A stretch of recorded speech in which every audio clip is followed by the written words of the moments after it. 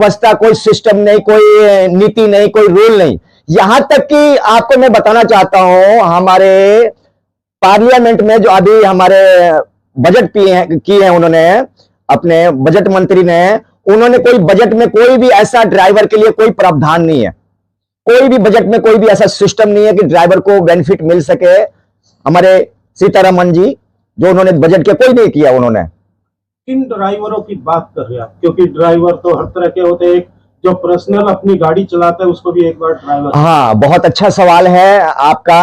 हम उन ड्राइवरों की बात करते हैं जो अपनी ड्राइवरी करके अपना जीविका चलाते हैं, यानी कि व्यवसाय से जुड़े हुए हैं, जो व्यवसाय से जुड़े हुए हैं। व्यवसाय से कौन जुड़ा हुआ है? टैक्सी ड्राइवर है, बस ड्राइवर है, ट्रक ड्राइवर है, टैक्सी, ये अपने थ्री व्हीलर ऑटो ड्राइवर है, ये व्यवसाय से जुड़े हुए ड्राइवर है। इनका अगर गाड़ी का पहिया घूमता है, स्टीयरिंग घूमता है, तभी इनका घर और इनके बीवी बच्चों का पेट पलता है।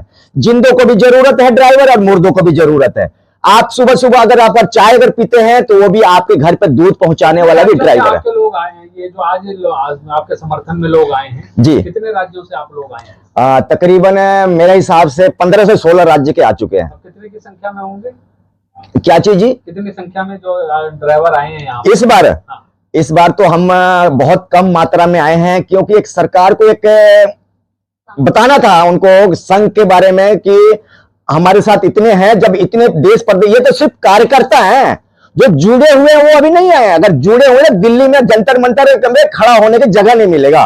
5 से 6 लाख ड्राइवर जुड़े हुए हैं। आप चेतावनी दे रहे हो सरकार को कि अगर मांग नहीं मानती तो सारे ड्राइवर फिर यहाँ पर हाँ, फिर संख्या में, हाँ, फिर तो लाखों की संख्या में आएंगे सर। वो तो फिर लाखों की संख्या में, ये सिर्फ कार्यकर्ता हैं जो अभी आप देख रहे हैं ना, ये सिर्फ लीडर हैं जो सक्रिय हैं अपने ड्राइवर समाज के लिए या भारतीय ड्राइवर के लिए, न्याय व्यवस्था के लिए लड़ रहे हैं। मजदूर संघ से जुड़े हुए हो, ड्राइवर भी मजदूर होता है। जी जी। सरकार एक नया मजदूर के लिए जो पॉलिसी लेके आ रही है, लेबर लॉ जिसे बोलते हैं सरकार जी, उसमें बहुत सी खामियां हैं। वो क्या आपको समझ में आई क्या? सर आपको मैं बता दूं, इस तरह के घंटों की ड्यूटी करना चाहिए। जी जी जी, मेडिकल फिटनेस नहीं है, ऐसा बहुत बड़ा आपने एक प्रश्न किया है कि देखिए, ड्राइवर जो है एक स्किल कामगार में आता है।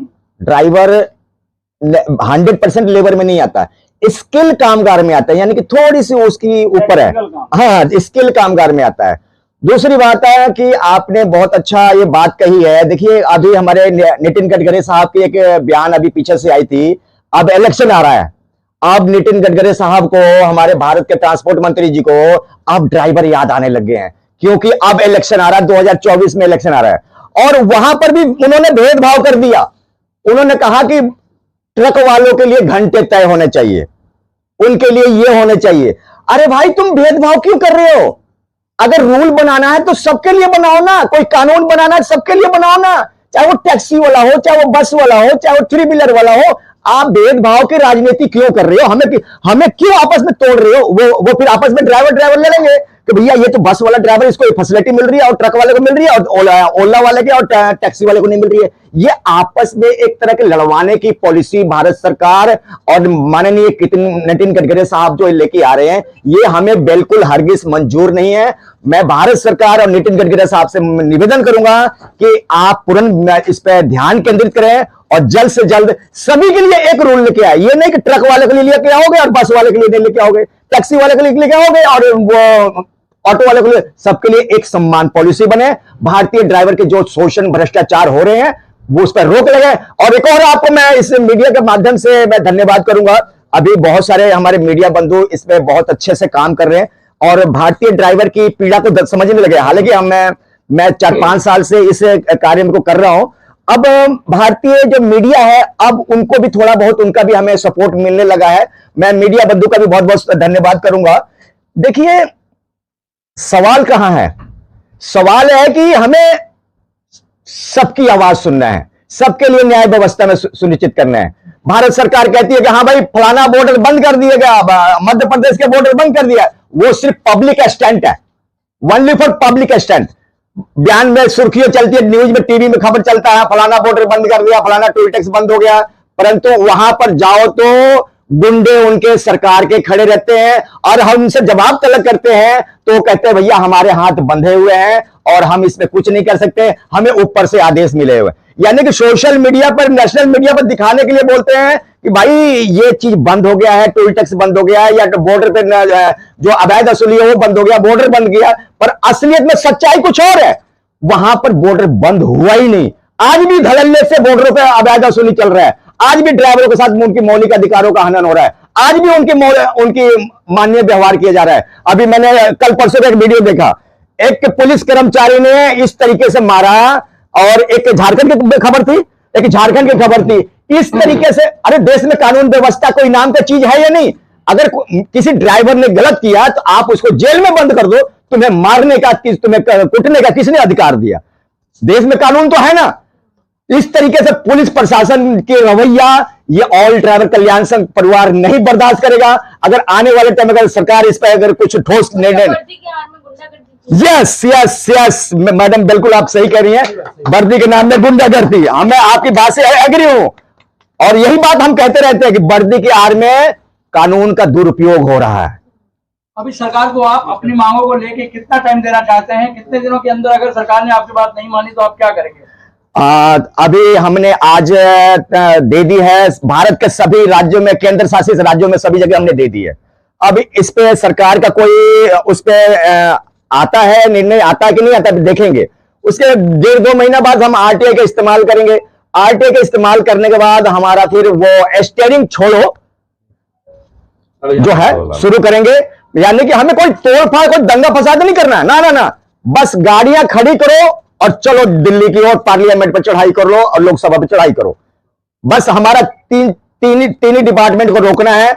हमारा बस को रोकेंगे, ट्रक को रोकेंगे, टैक्सी को रोकेंगे और 3 व्हीलर को रोकेंगे। जी 2024 का इलेक्शन आने वाला है जी, क्या प्रभाव पड़ेगा अगर सरकार आपकी मांगे नहीं मानती?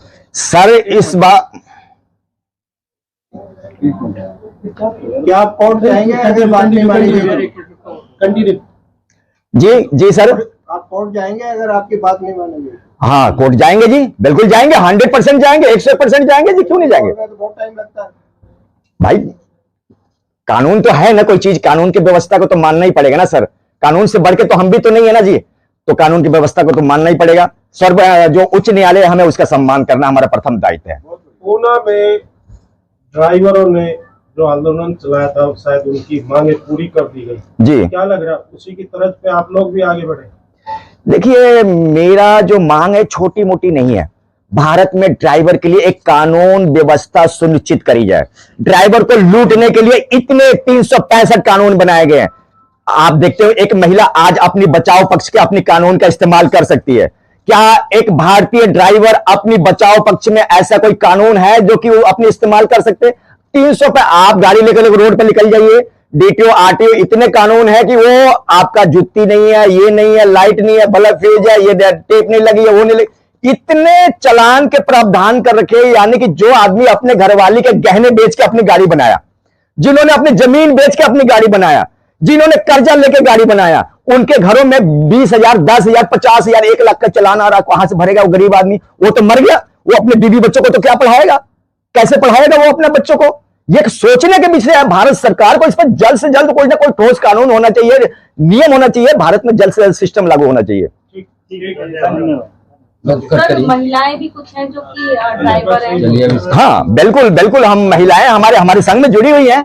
हम बिल्कुल उनको इज्जत करते हैं, सम्मान देते हैं, और हमारे साथ महिला नारी शक्ति हमारे साथ कंधे से कंधा मिलाकर खड़ी है। हमारे साथ महिलाएं भी खड़ी हैं, बिल्कुल हम उनका सम्मान करते हैं, इज्जत करते हैं।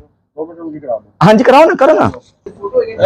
मेरा नाम सुरेंद्र प्रसाद, ऑल ड्राइवर कल्याण संघ का राष्ट्रीय अध्यक्ष। ग्रुप फोटो बाहर मोहन में दे देना, ज्यादा है। चलो बोलो। ऑल ड्राइवर कल्याण संघ आज दिल्ली में आया हुआ है, क्या कहेगा, क्या आप लोगों की मांग है? जी पहले तो मैं नमस्कार करता हूं। मैं प्रकाश कुमार सिंह, ऑल ड्राइवर कल्याण संघ तेलंगाना प्रदेश अध्यक्ष हूं मैं।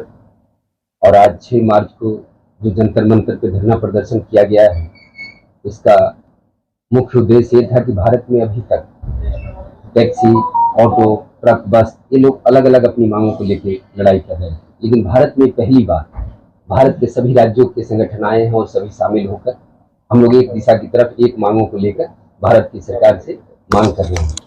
और मांग करने के पीछे उद्देश्य भी है कि 27-28 जून को राष्ट्रीय मानव अधिकार आयोग ने 28 राज्य और 8 केंद्र शासित प्रदेश और केंद्र सरकार को पत्रों के माध्यम से बताया कि भारत में ड्राइवर की दुर्दशा बहुत ही खराब है, चाहे वो सड़क पे हो, हर कदम कदम पे शोषण के शिकार होते हैं। लेकिन इसके बावजूद भी सरकार इन बातों को नहीं मान रही।